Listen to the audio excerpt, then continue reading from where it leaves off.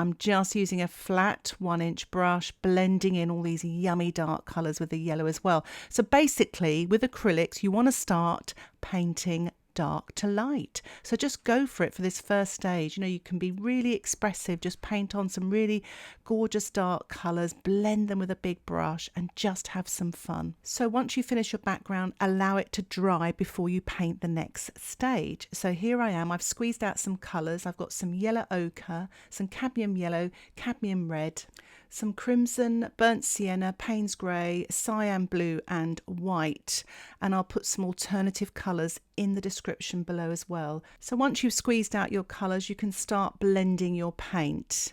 So I'm using a flat 1-inch brush here. I'm blending the cyan blue, the yellow ochre and the Paynes grey. So mixing up some background colours here for the trees. So that was a little bit too dark, almost the same as the colour of the background. So I've added a little bit more yellow ochre. The beauty of acrylic painting is you can paint over the top or even just wipe off.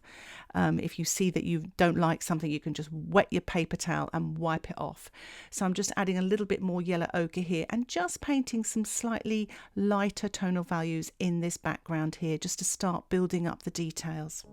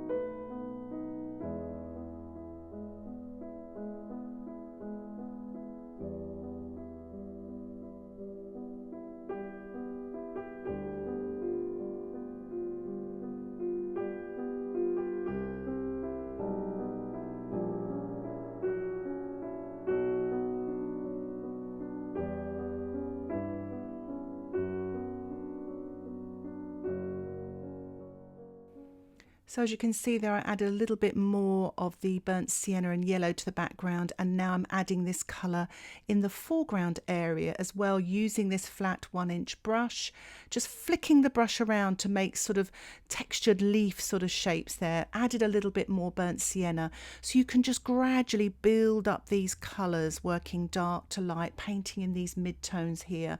Just make sure you allow your painting to dry in between. So once the paint starts to get a little bit sticky, it's time to allow it to dry to work on top. Otherwise it'll get muddy and you'll break down the acrylics. They start to almost crumble a little bit.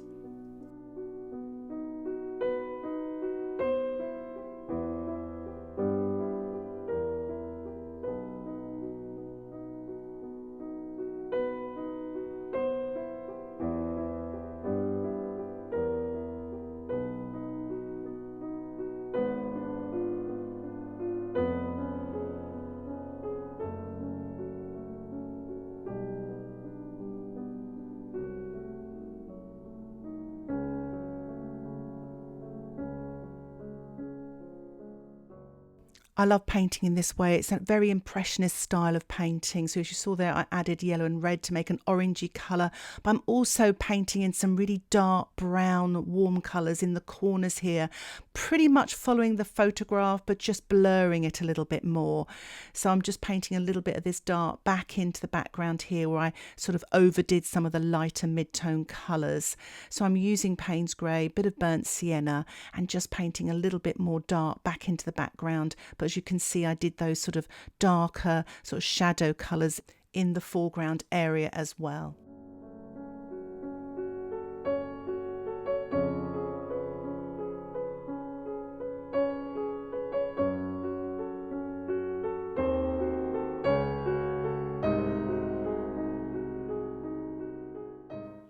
So I'm painting the star of the show, the focal point here, which is this tree on the right with all its glorious golden leaves, still using this flat 1-inch brush with a mixture of the burnt sienna and the Paynes grey. So I'm painting on sort of the mid-dark tones here, warm colours to really bring this tree forward, and I'll start to build up some lighter tonal values sort of in the middle of the tree trunk as well to kind of make it look really rounded and solid looking.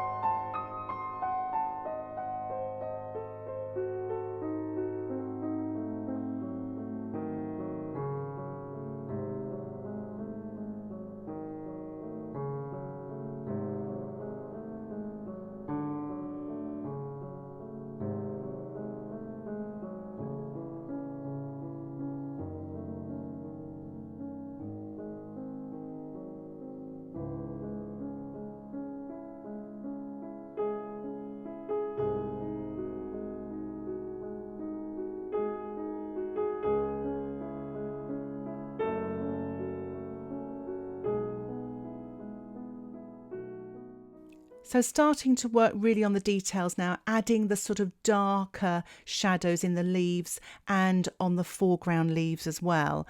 And just sort of blobbing in with the side of the flat brush as well to get all these lovely sort of leaf shapes.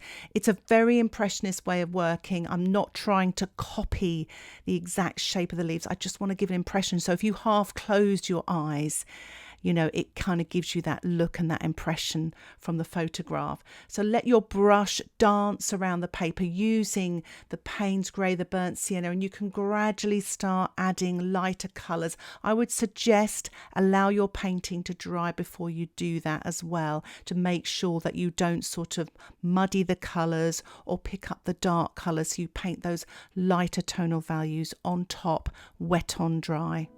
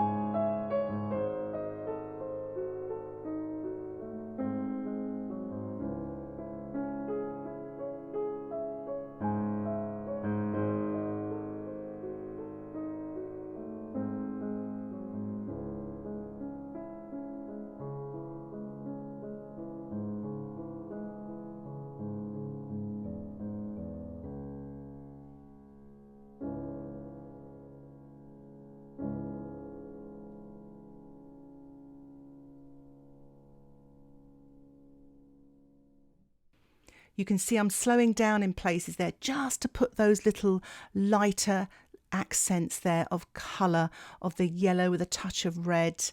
Really enjoying myself here. I love painting in this style, you know, building dark to light, broad brush strokes to detailed brush strokes, you know, sort of. I always tell my students, like, I've never built a house, but it's like constructing a house. You know, you start with those foundations, you know, that sort of dark background base, and then you start to build up the walls of your house, put the windows in. You don't really start putting the, you know, sort of furnishings in to the very, you know, obviously till the building is finished. That's the detail. So keep those to the end. Keep constructing your painting. And what I'm doing here now is, obviously I've painted lots of warmer leaves in there, and I'm just putting in a little bit more dark. Sometimes what happens is, and it happens to all of us, certainly lots of my students, is you paint lots of details and you get carried away, but you lose a little bit of your darks. So it's a good time to go back, re-examine your painting, let it dry, of course, and paint some of those darks in if you've lost them. You know, sort of just keep looking at your painting. Don't sort of worry about it, because it's an acrylic painting. You can paint over the top. And it's a good idea as well. Take a photograph of it. Have a look at it through a different sort of medium to see if you need what you need to do. Because sometimes you'll be working on something you don't need to do. You've said enough.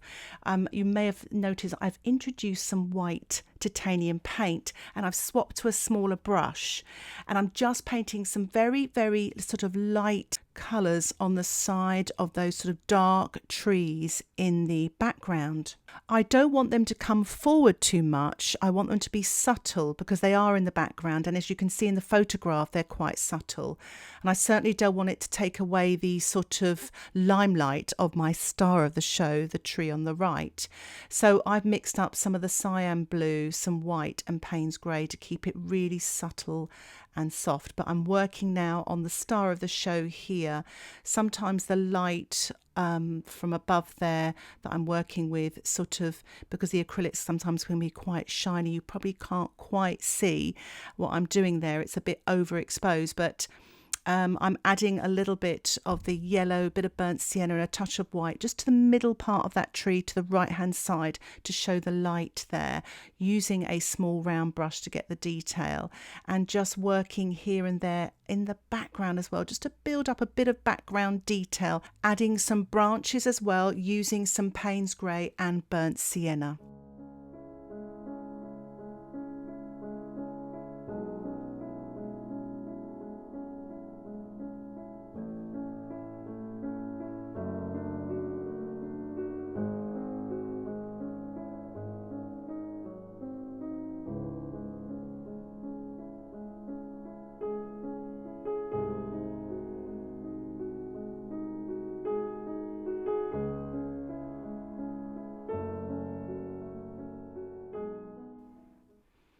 So I'm working on the cast shadow of this tree on the right here, using a small round brush with a mixture of the Paynes grey, burnt sienna, a touch of that cyan blue, blending with my fingertips as well. But you can almost paint them like the leaf shapes there. Dance your brush around that dry surface there, wet on dry, just to create that look of the cast shadow. And it's a diagonal one as well, so it leads from the left hand side up to the base of the tree. And as you can see there with the small round brush, I'm just painting dark accents here and there. And I'm painting some light, cool leaves in the background as well. If you look closely at the photograph, you can see them there. I don't want them to come forward too much, so I've added blue, a touch of yellow ochre and some white. I don't want it too light though, so it's got to be a sort of a subtle sort of light to mid-tone there, and not a bright colour either. So I'm just playing around with colour mixes there, added a bit of yellow as well to kind of give it a green tinge as well, and just working with a small round brush, just painting them in there, and it will just work well with those lovely lighter leaves as well.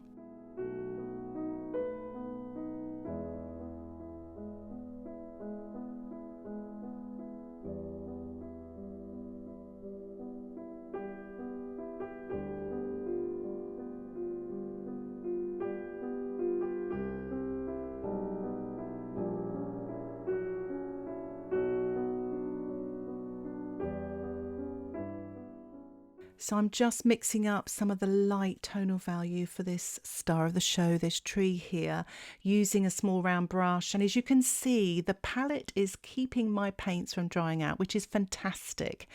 The parchment paper there creates something called osmosis. So the water, the damp paper towel underneath keeps those acrylic paints from drying out because of the paper towel being wet. Once that paper towel dries out, unfortunately your acrylics will dry out as well. They do dry out very quickly, so keep an eye on that, especially if you're going to do this over a period of days, so or weeks even. But I'm using a little side of my brush here and just painting some of these lighter leaves now with yellow, a touch of red, maybe even a touch of white. But as you saw there, I painted that tree trunk as well with that lighter colour. So we're building up to these lighter tonal values now.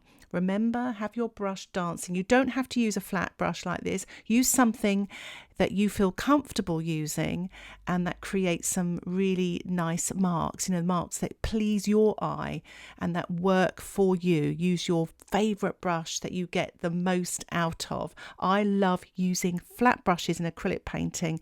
It really loosens me up and it suits my style. But if you want to stick to round brushes, go for it, as long as it gets what you want. But remember, try to build dark to light, large to small, to those little details at the end, and you'll really see some progress in your acrylic painting. And again, take photographs as well, really helps. But as you can see, I am building here using a bit of white as well, painting in the light colours of these leaves, which really comes forward from that dark background. So I'm using the bottom of my tube of paint here, but you could use a plastic store card cut up or a palette knife even, or a thin paintbrush, whatever you're comfortable with. But I'm just printing some of this light colour here, wet on dry, onto the background. Some of the light grasses sort of stand out, but because they stood out too much, I'm just rubbing them with a little bit of paper towel to smudge them so they don't come forward too much. And I'm just applying now with my rigger brush some of those lovely warm leaves here on the left hand side, just so I get some different marks as well. And I quite like using a rigger to paint leaves like this, and you can really sort of flick it about the place to get some lovely yummy marks. What I'm doing here is I'm painting some darks on as well with the rigger, using the Paynes grey and a bit of the cyan blue as well. So I've allowed the painting to dry off in the foreground here, and I'm just applying now some real sort of highlight details with the rigger brush, just here and there, just to pick them out, half closing my eyes. So I really want to start putting much less information here, just sort of finishing off now. I'm on the home straight and I don't want to overdo things. I'm just painting little highlights here, but also going back and revisiting some of my darks, because the darks really will bring those highlights out. So sometimes, as I said earlier, you can lose them. And I've mixed up a little bit of the cyan blue white with a touch of the Paynes grey as well, just putting some very cool lighter colours in there. And this is white and yellow now, so I'm really going through those highlights there, wet on dry, using that rigger brush.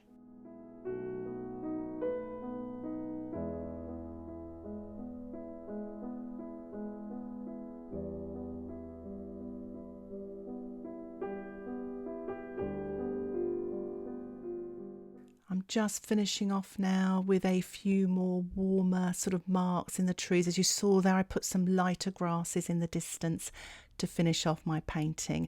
And here is the finished painting. I really hope you enjoyed this tutorial and you found it helpful as a guide in painting an autumn scene in acrylics. Thank you so much for watching. If you'd like to see more videos like this, don't forget to subscribe to my acrylic painting channel, where you will get updates of my latest tutorials. And if you have any questions at all, please put them in the comment section below and I'll try and get back to you as soon as I can.